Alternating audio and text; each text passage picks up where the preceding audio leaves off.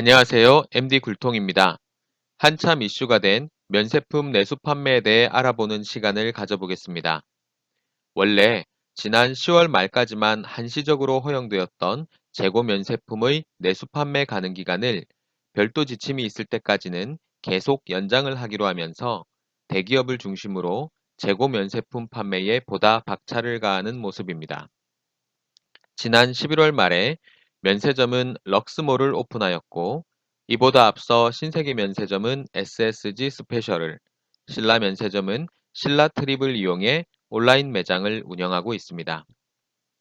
입출국객이 90% 이상 사라진 상황에서 면세 사업자들의 재고 처분을 지원하기 위해 제3자 반송과 함께 허용해주고 있죠. 지원 기간이 10월 말인 상황에서 최선을 다해 내수 판매를 하기 애매했습니다. 내수 판매를 하기 위해서는 세금을 내고 내수 물품화를 시켜야 하는데 자칫 기한 내에 팔리지 않으면 문제가 될 수도 있는 상황이었으니까요. 그런데 면세 물품의 내수 판매는 어떤 고민거리를 더 가지고 있을까요? 첫 번째는 내수 물품화된 면세 재고들이 기존 내수 시장에 큰 영향을 줄 수 있기 때문에 상품을 공급하는 브랜드에서 협조를 잘 해주지 않죠. 많은 브랜드들이 백화점이나 대형 쇼핑몰에 입점되어 있는데 롯데나 신세계 같은 면세점들은 정식 부티크를 같은 건물 내에 있는 백화점에 입점하고 있기 때문에 협의가 쉽지 않았을 겁니다. 또한 정식 부티크가 시즌 오프를 시행하기 전에 면세점 상품을 먼저 파는 것을 용인할 수 없었을 겁니다. 때문에 기존부터 온라인몰 등에서 병행 수입이 이루어지던 브랜드부터 시작했죠. 롯데백화점은 7월 세일이 시작하는 시점에 큰 이슈를 만들어내긴 했지만 본점이나 잠실점이 아니라 노원점이나 영등포점처럼 트래픽은 많고 기존 브랜드와는 겹치지 않는 매장에서 판매를 진행할 수밖에 없었을 겁니다. 점포 수가 적은 신세계백화점이나 현대백화점은 더 마땅치 않았을 것 같아요. 두 번째는 바로 세금 문제입니다. 이 부분이 참 골치 아픈데요. 내수에 판매를 하려면 관세나 개별 소비세 같은 세금을 내야 합니다.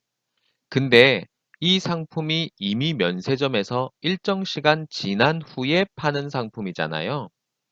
내수물품화를 하자마자 할인을 해야 하니 가격 구조가 안 나오는 겁니다. 이 점을 일부 대기업이 중심이 되어 관세청에 질의를 했죠. 가치가 떨어진 상품이니 납부해야 하는 세금을 기존 인보이스 가격 기준이 아니라 별도의 기준으로 부과해야 한다는 것이었죠. 하지만 관세청 입장에서도 내수 판매 자체도 이미 특혜를 준 상황인데 납부해야 하는 기준을 적정하게 조정하기는 어려웠을 겁니다. 몇 프로가 적정한지 기준이 애매하거든요. 결국 기존 인보이스 가격을 기준으로 세금을 내야 되게 되었죠.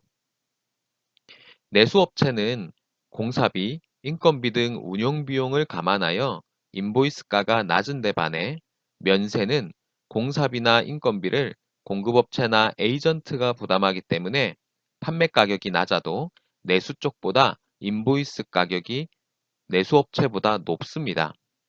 심지어 유럽처럼 FTA가 체결된 곳은 관세가 면제되는 상품이 있는데 공급업체의 협조가 없으면 유럽 상품이라도 관세 면제를 받지 못하죠. 즉, 면세점의 내수 판매는 상품 원가는 높고 판매 가격은 낮은 운영하기 매우 어려운 구조를 가지고 있습니다. 그렇다고 백화점이 계열사라고 해서 유통업체 수수료에 대한 특혜를 줄 수도 없죠. 면세점 물건에 대한 AS도 정식 매장에서 진행할 수 없는 브랜드가 많아 서비스 측면도 부족한 점이 많아요.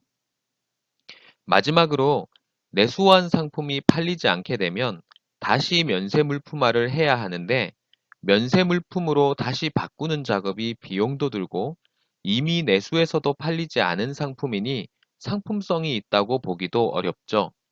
결국 할인율을 점점 높여서 처분하는 수밖에 없어요. 그래서 주문을 할 때마다 내수 물품화를 하는 것이 좋습니다.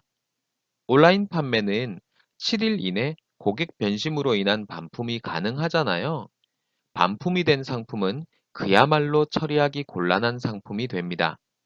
면세점이 아니라 다른 사업자가 이 상품을 판매하려면 팔기 전에 내수 물품화를 다 해야 하니 리스크가 크죠. 초기에 백화점에서 판 면세 물품의 내수 판매는 이슈몰이의 성격이지 돈을 벌기는 힘들었을 겁니다. 지난 10월 말 내수 판매에 대해 사실상 무기한 연장을 해버리면서 올해 입고한 패션 재고들을 처분하기 위해 총력을 기울일 수 있게 되었습니다. 앞서 말씀드린 것처럼 패션 상품은 시간이 지나면서 가치가 급속히 떨어집니다. 내년부터 들어오는 상품이야 올해 판매 상황을 보고 주문하는 것이니 문제가 덜하겠지만 올해 입고된 상품은 앞으로 할인율을 올려서라도 처분할 수밖에 없을 거예요. 일부 면세점은 불리한 점이 많지만 백화점이나 쇼핑몰 행사장을 돌며 미리 내수물품화한 상품을 판매하기도 해요. 온라인보다 판매가 쉽지 않고 손을 많이 타니 상품의 가치도 급격히 떨어지죠. 더군다나 이 모든 내용은 사이트를 구축하거나 상품을 팔 수 있는 곳을 확보하기 쉬운 대기업에 국한된 얘기예요. 중소중견 면세점들은 가지고 있는 상품도 대기업에 비해 구색이 부족하고 전개할 만한 유통 채널도 확보하기 힘들죠. 이들 재고도 떨어내야 하는 건 마찬가지이기 때문에 직원들이나 지인 판매를 해야 하죠. 할인율은 대기업의 할인율보다 훨씬 높여야 하고요. 이들을 위한 지원이 절실합니다. 이번 영상은 면세물품의 내수 판매에 대해 다루어 보았습니다.